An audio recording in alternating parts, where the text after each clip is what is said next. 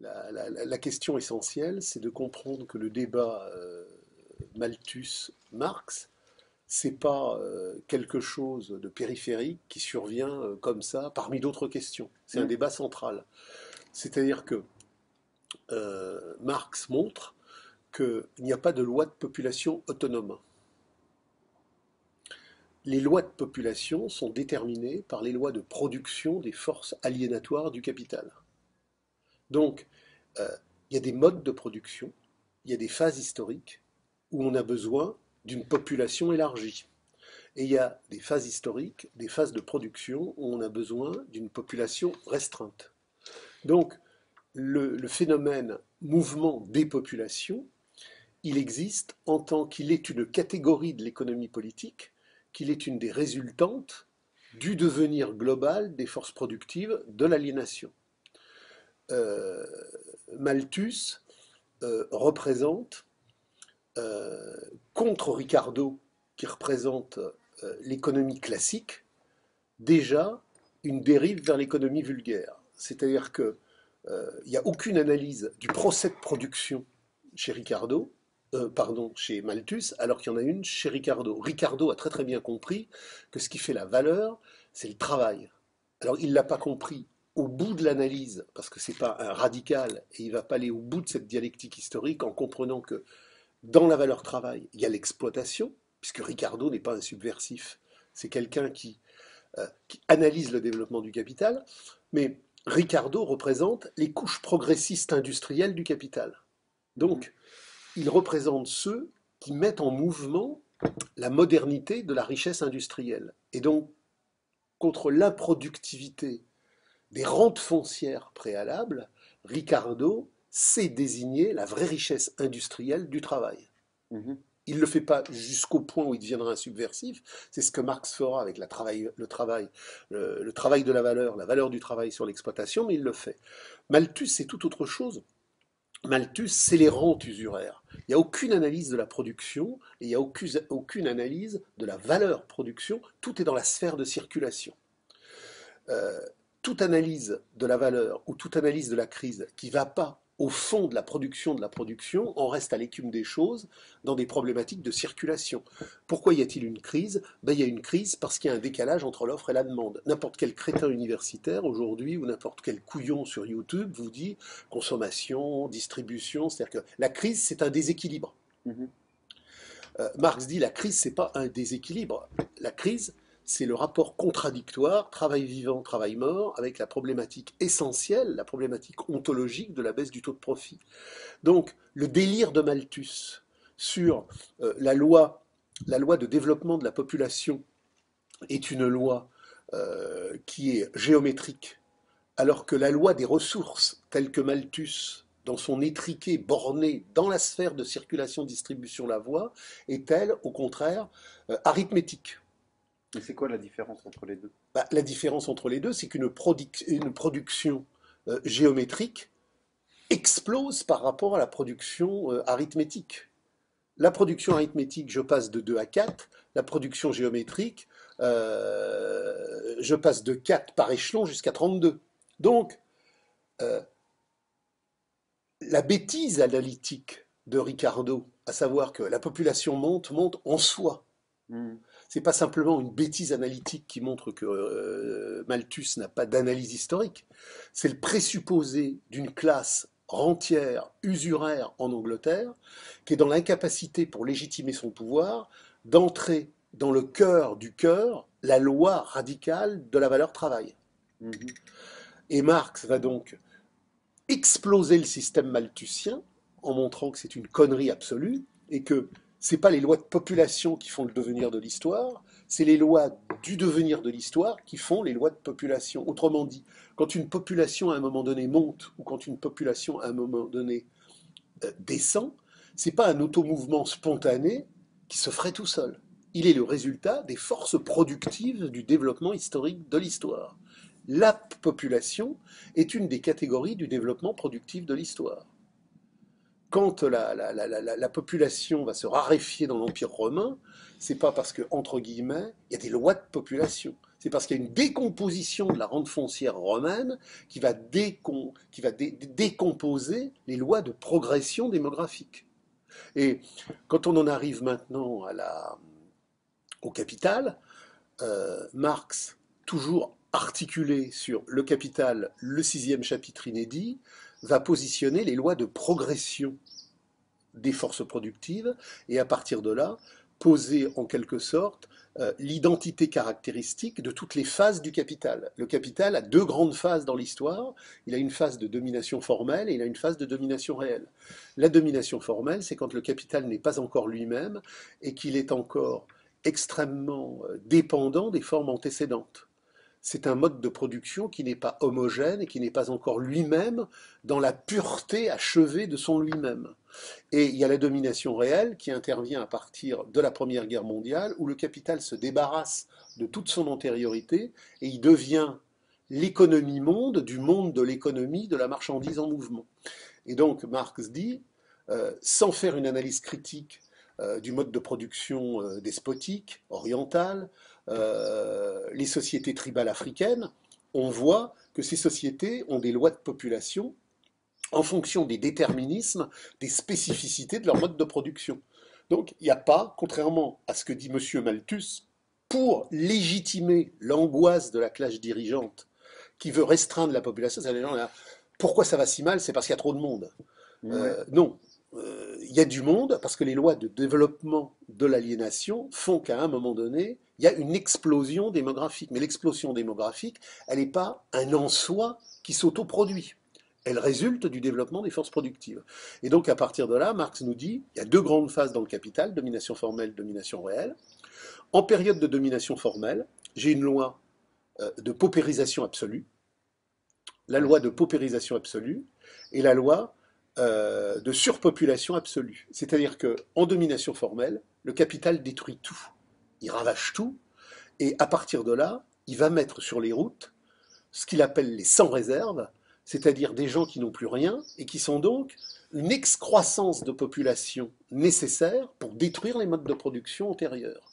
En Angleterre, au moment des enclosures, avec effectivement... Vous parlez de la domination réelle. Domination formelle. D'accord. En domination formelle, la loi, c'est celle de la surpopulation absolue. Et de toute façon, il faut se dire, il y a un clivage dialectique. En période de domination formelle, toutes les caractéristiques sont toujours absolues. Paupérisation absolue, surpopulation absolue. Et en période de domination... Ça correspond à quoi surpopulation absolue et... Alors, surpopulation absolue, c'est que c'est quelque chose qui résulte du fracas de l'histoire et non pas, à ce moment-là, à un ajustement à la contradiction travail vivant, travail mort dans le développement du machinisme et de la cristallisation de la plus-value. C'est-à-dire que sous Henri VIII, au moment des enclosures, on va déporter des milliers et des milliers de paysans, comme Cromwell déportera des milliers et des milliers d'Irlandais, qui seront d'ailleurs les premiers esclaves de l'Amérique, parce que les premiers esclaves de l'Amérique, avant d'être des Noirs dans un second mouvement, ce sont d'abord et avant tout des paysans catholiques irlandais chassés de leurs terres. À la fin de la révolution cromwellienne du capitalisme anglais, la population irlandaise ne détient plus que 4 à 5% des terres dans la partie la plus extrême de la zone occidentale de l'île. Donc toutes ces populations étaient déportées. Donc Marx nous dit il y a une paupérisation absolue au sens où l'objet du développement des forces productives, c'est de briser toutes les antécédences qui empêchent le développement de l'accumulation du capital. Donc c'est une surproduction qui est absolue parce qu'elle n'est pas ajustée à la dynamique du travail accumulé tel qu'on le rencontrera en domination réelle, c'est on détruit tout, et les gens partent errer dans la gigantesque misère infinie sur les routes. C'est donc une surpopulation qui est absolue, puisqu'elle est absolument liée à la destruction de toute l'antériorité. En domination réelle, j'ai ce que Marx appelle les surnuméraires, c'est-à-dire une armée de réserve industrielle, une surpopulation relative qui est strictement ajustée à la contradiction travail vivant, travail mort, et aux nécessités d'accumulation pour que le travail vivant soit précisément cristallisé en travail machinique. Et il faut comprendre que ça n'est compréhensible qu'à partir de la compréhension du fameux hiéroglyphe dans toute sa complexité de la baisse du taux de profit. Malthus est à des années-lumière de pouvoir comprendre ça. C'est le crétinisme le plus absolu de l'auto-légitimation du capital. L'économie vulgaire qui, contrairement à l'économie classique, qui, elle, essayait de comprendre la valeur, n'est plus qu'une économie d'auto-justification. Donc, tout doit être auto-justifié, donc le développement démographique doit être auto-justifié. Mais donc, j'en reviens à la domination réelle. En domination réelle, j'ai la réalisation concrète de la forme accomplie de la baisse du taux de profit. En période de domination formelle, là encore je retrouve l'absolu, je suis dans une prédominance de la plus-value absolue. En période de domination réelle, je suis dans une prédominance de la plus-value relative. Domination réelle, tout est relatif. Domination formelle, tout est absolu. En domination formelle, l'accélération productiviste de l'exploitation présuppose l'usage de la plus-value absolue, c'est-à-dire le fait qu'on fait travailler les gens plus longtemps, et elle est donc une plus-value absolue, parce qu'elle n'est pas relative à la mécanisation cristallisante, elle est à proportion de l'absolue domination d'une plus-value qui vient d'un travail non payé de moins en moins payé. C'est-à-dire que dans les mines, on faisait 8 heures, ou on faisait 9 heures, ou on faisait 10 heures, du jour au lendemain, on en fait une de plus. Mais on est payé pareil. Donc la variable, c'est le temps de travail humain, La- c'est pas la technologie qui Voilà. va remplacer. Donc c'est une plus-value absolue. En domination formelle, tout est absolu. En domination réelle, tout est relatif. Je n'ai plus besoin en domination réelle de faire travailler les gens plus longtemps. Je peux même les faire travailler moins longtemps parce que par l'arraisonnement du travail machinique sur le travail vivant, j'obtiens une productivité supérieure. C'est-à-dire qu'en domination formelle, un salarié, même extorqué de plus-value absolue, de plus en plus absolue, ne peut pas produire plus de 24. En domination réelle, par la machinisation, il peut produire 75, 86, 560. Donc l'ouvrier le plus exploité aujourd'hui, c'est pas ceux qui sont encore dans une dynamique historique où la plus-value absolue a encore une grande prépotence. Par exemple, les ouvriers de Bombay. C'est les ouvriers les mieux payés de Hambourg ou de Toulouse qui, au niveau du salaire relatif, sont encore plus aliénés que l'étaient leurs arrière-grands-parents en période de domination formelle. C'est-à-dire que Les tâches physiques étaient plus dures. alors, le travail en domination formelle est beaucoup plus épuisant, mais le taux d'exploitation est mesuré par le salaire relatif, et un ouvrier très bien payé dans les chantiers navals à Hambourg, qui est payé 6 fois plus cher que son grand-père l'était en 1860, est cependant 10 ou 15 fois exploité parce que Crée plus de valeur. il crée plus de valeur, parce que l'arraisonnement machinique par la productivité extorque à son travail vivant 20 fois, 30 fois, 40 fois plus. Et on dit qu'il crée plus de valeur, mais la machine ne crée pas de valeur. Alors- Alors, Alors, c'est là où il faut que les gens, si je parle, si je discute, je ne peux pas parler, discuter à partir de ma subjectivité, même si j'estime que cette subjectivité est très intelligente. Ou je m'intéresse aux lois de population et à la crise du capital et je bosse un peu, c'est-à-dire je vais lire, ou alors je la ferme. Donc, si je veux comprendre ça, je ne vais pas le comprendre en voyant 3 vidéos et puis en réfléchissant dans ma matière grise narcissique. Je vais me confronter au texte, à l'histoire, à l'analyse et à tous les acquis théoriques du mouvement ouvrier révolutionnaire. Donc, seul le travail vivant crée de la valeur. Mais ce travail vivant qui crée de la valeur, il la crée dans un espace qui s'appelle l'espace de la concurrence mondiale.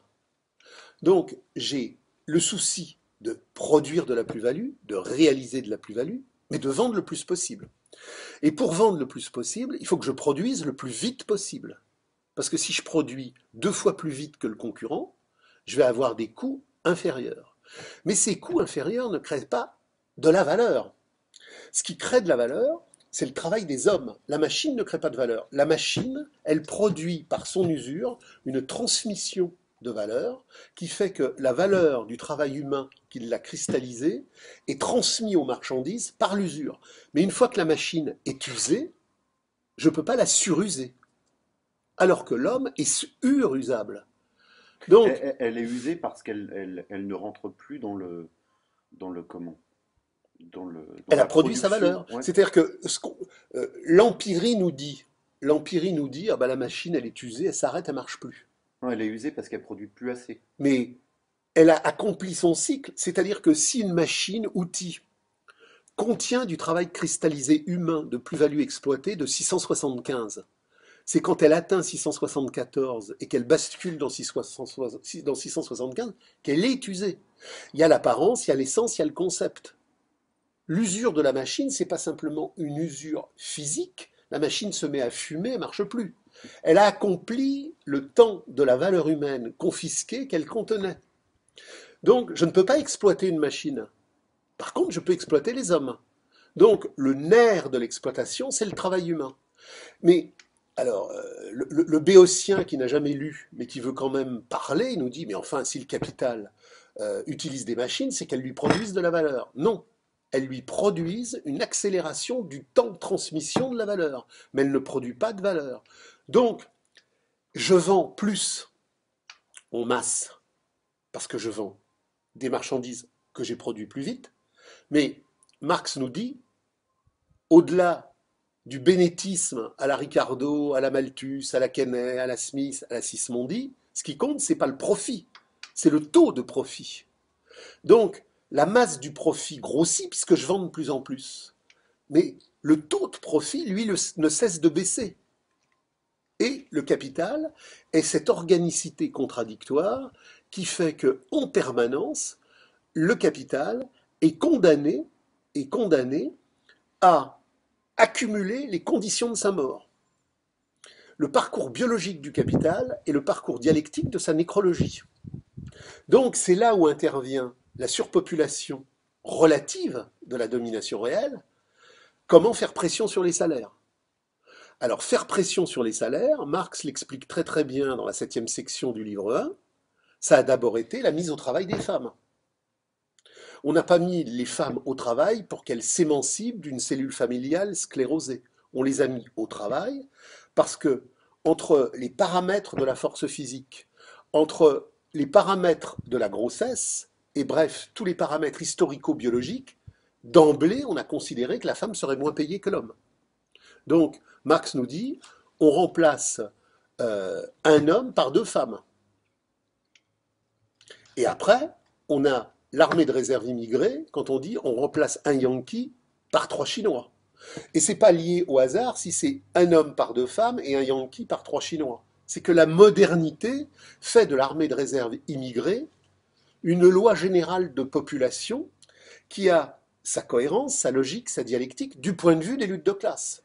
C'est pas par hasard si cette surpopulation relative immigrée emprunte le chemin de la surpopulation relative féminine dans cette première armée de réserve de femmes mises au travail. La deuxième, c'est les immigrés mis au travail.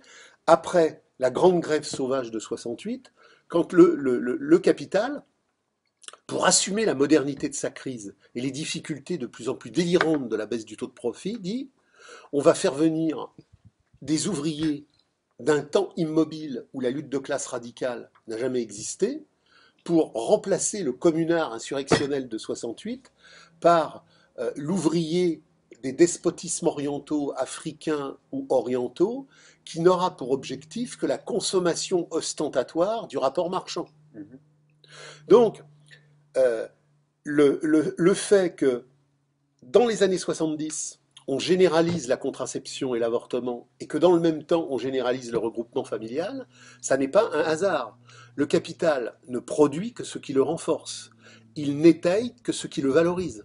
Donc il faut avoir une compréhension radicale à partir des Grundrisse et du capital sur la compréhension des lois de population. Et la loi de population aujourd'hui, telle qu'elle est structurée sur le concept de surpopulation relative, elle est liée à la réalité profonde de la baisse du taux de profit, Mais la baisse du taux de profit n'est pas simplement un parcours technologique, accumulatoire, matériel et chosiste. La baisse du taux de profit, c'est une réalité sociale de lutte de classe qui intègre l'ontologie radicale de notre volonté de jouir, de notre volonté d'émancipation, de notre volonté d'un autre monde. Il ne faut surtout pas s'imaginer que la baisse du taux de profit et les lois que Marx positionne dans les Grundrisse et le Capital, c'est des catégories matérialistes de devenir historique inerte de marchandises matérielles. Marx n'a pas écrit une économie politique nouvelle, il a écrit une critique de l'économie politique. Donc, il ne s'agit pas de se servir de l'économie pour aller plus loin. Toute l'économie universitaire, classique, officielle, c'est de la merde. Faut pas aller chercher chez Keynes, chez X, chez Y, pour essayer de trouver des trucs et aller plus loin. Faut foutre tout ça à la poubelle pour produire une critique de l'économie politique.